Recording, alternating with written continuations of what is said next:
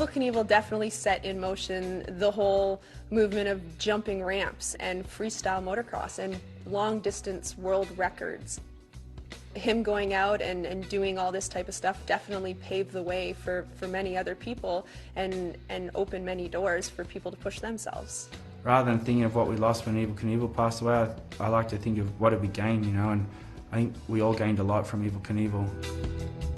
I mean, I wasn't there to experience it, but I assume it'd be overwhelming at the time to have someone who was like so outspoken but so clear in the message. I mean, he said very powerful words that was, and a message that was easily understood. So, you know, I think in that fashion he brought a lot of awareness to himself, and he kind of made people pay attention.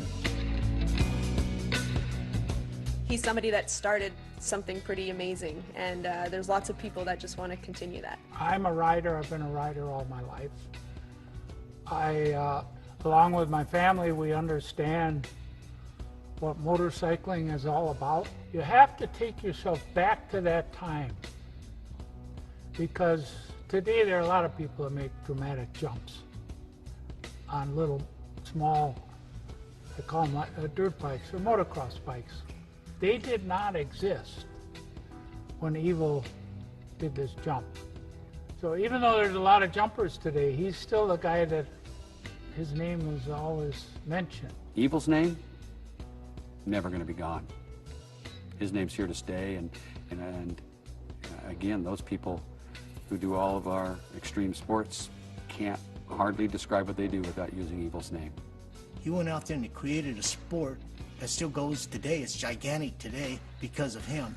And I've done stunts in almost every state in the United States, been around the world a bunch of times. Everywhere I go, hey, you're like Evel Knievel.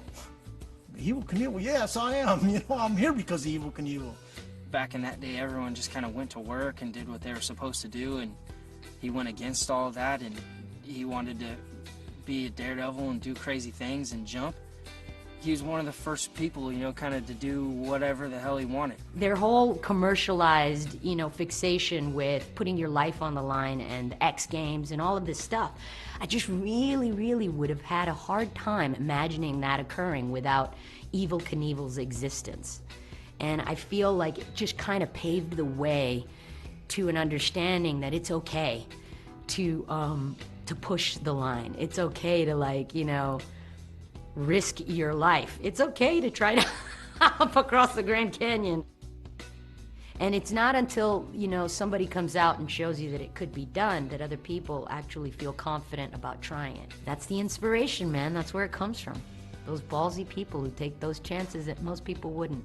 And I think that there'll always be respect for that. And that's what I loved about Evel. When he committed to do something, he did it, he said he'd do it, and he did it. And that made the difference between Evel Knievel and all the rest of them. He looks down on me in my garage while I work and train, and you know, I have that photograph of him kind of just staring at me to remind me of, you know, the splash that I want to try and make. It's that loyalty. You know that you started this and they gave you back this amazing gift to be able to progress and make money and feed your family doing this amazing crazy thing you came up with, the stunt worlds and motorcycles. So that's his thanks. His thanks is that loyalty to that audience to which he belonged. My dad's name and the legacy lives on forever because we speak from our heart.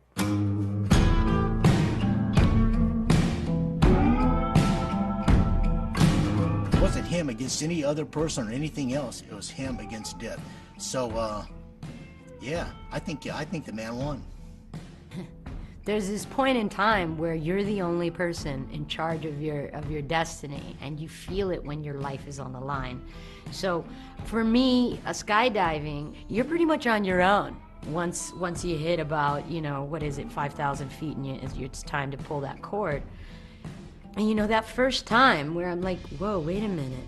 My mom gave birth to me, and now I'm here, and I'm in the middle of the air, and I'm 5,000 feet above ground, and I'm about to pull this damn thing. Am I gonna be all right?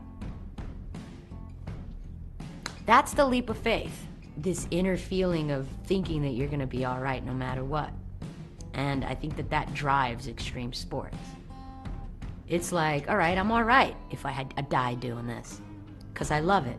You know, he never knew when it was going to be the end or when he was going to be hurt or spend, you know, months in the hospital. So I think he lived it up and did whatever the hell he wanted to. I don't know anybody that lived a life like my dad. I've lived it through his shoes, but you can't fill them shoes. But the life he lived, I never owned a Ferrari. I've owned some cars and a few motorhomes, but no Learjets, no yachts, no Ferraris. So I don't know what that's like. I never seen anybody live like you.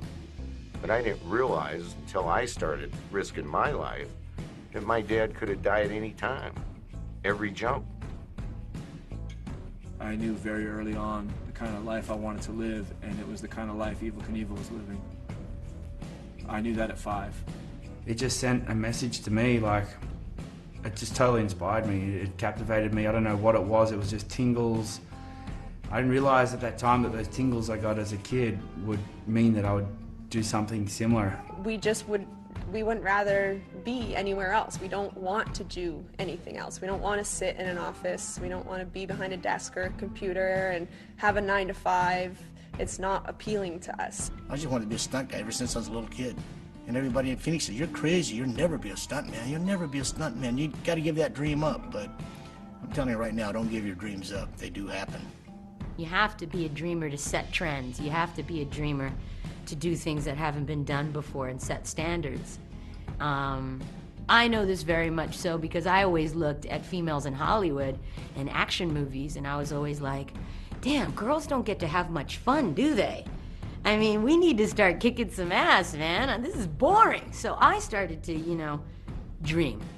I was passionate about something, and I was passionate enough about it to acquire the skills, to build the confidence to attempt these different things. You know, you have to be really clear on what you want to do, what you want to achieve, and this is an opportunity I've dreamed about since a little kid, and now it's manifested and it's here. I'm not going to walk away from the fear of it because I'm too scared to follow through. People ask me all the time, oh, you must not be afraid of anything. You must not have no fear.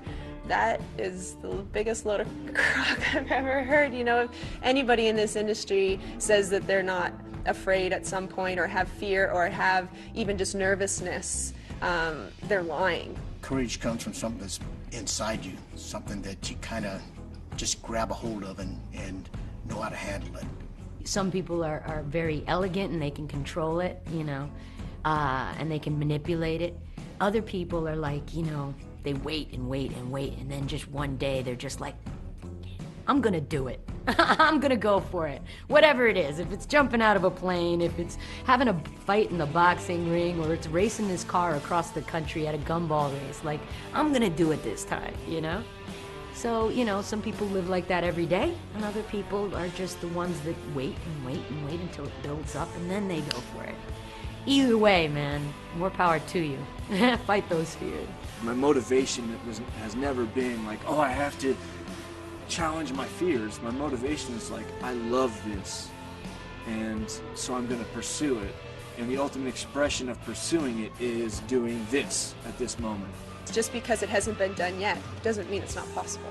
We are always seeking the unknown, and that is something that I think really attracts us to what we do. I think I speak for all of us when I say that our drug of choice is adrenaline. We live for the adrenaline rush and beating death. You're dreaming all the time of this nirvana. I can't really explain it further. It's just a certain breed of people, and that the ordinary is like murder. You can live a life full throttle. Who's gonna stop you? Only yourself.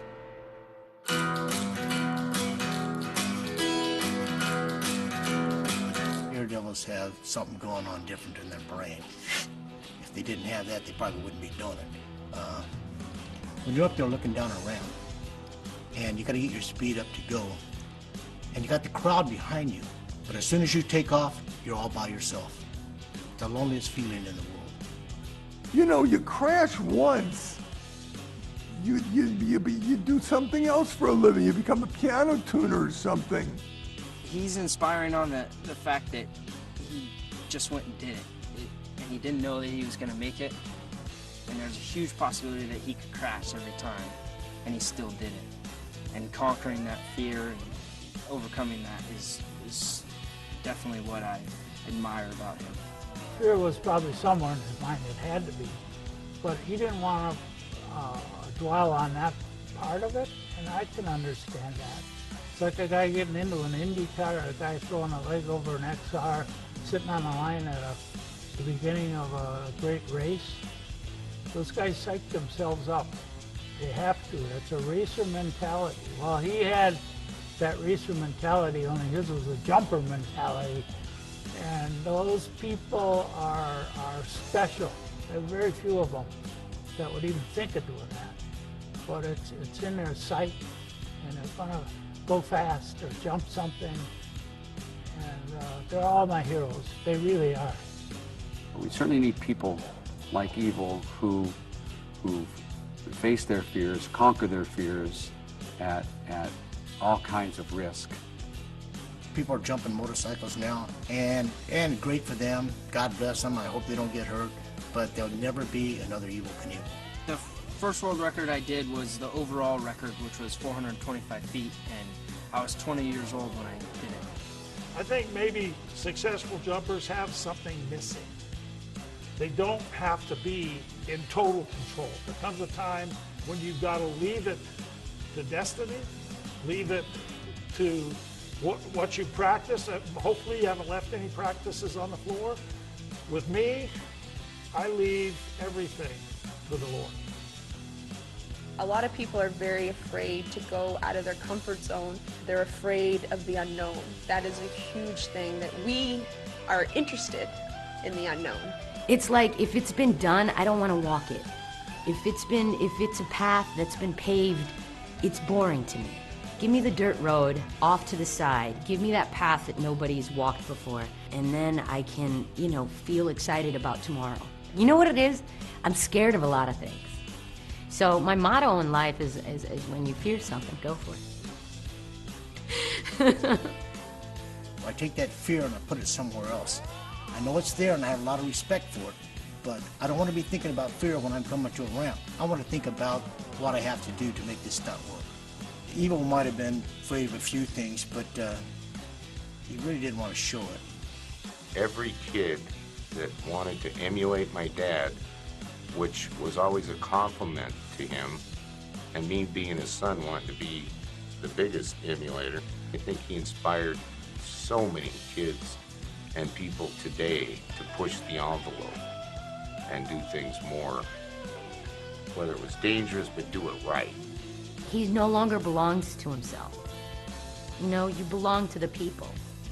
I think that's what makes, most public figures who really love being public figures and who really love, doing what they do, so hard to be with. Because you don't belong to yourself. You're not an ordinary person anymore. When you've got 80,000 people, 100,000 people showing up to a stadium for you, you belong to them. He was on the edge. He was that kind of guy. He didn't want to live just a normal existence. He wanted to be out on the edge, and I think his fame may last forever. My name is Evel Knievel. I'm a professional daredevil.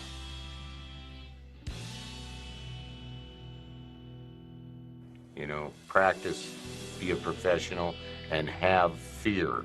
Because if you have fear in life, you'll live a lot longer. And I never saw any fear in my dad, hardly ever. But, I know he had some fear. And if you're only a human being, you got fear. If not, you're pretty much crazy. I wear a red, white, and blue #1 on my shoulder because I think I'm the best. In my business, you have to think you're the best, you end up dead.